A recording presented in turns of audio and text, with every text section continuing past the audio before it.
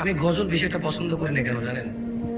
কারণ গজলে নবী নবী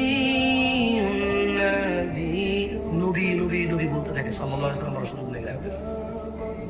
গায়কের কি বলার সুযোগ নেই, কারণ সুর মিলাতে চাইলে সুর পাল্টে যাবে। কি পাল্টে যাবে?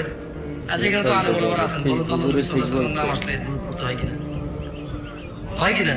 নাকি গজলে মাপ আছে, গানে মাপ আছে, ওয়াজে মাপ আছে, বৈঠকে মাপ আছে, ঝগড়ায় মাপ আছে? না, আল্লাহ নবীর নাম আসলে আলাইহিস সালাম। মিনিমাম কি বলতে হবে? আলাইহিস সালাম। মিনিমাম কি? ধরেন সাল্লাল্লাহু আলাইহি ওয়াসাল্লাম, অনেক বড় হয়ে যায় না? একবারে বলতে পারতেছেন না, লিস্ট বলতে হবে মুহাম্মদ আলাইহিস সালাম, মানে মুহাম্মদ ওনার উপরে দুরূদ বর্ষিত। বুঝে আসছে? ভিডিওটা সবাই শেয়ার এই জন্য করে আসলে দেবেন। আমার অনেক সময় গজল ভালো লাগে না শুনতে, বিরক্ত লাগে শুনতে।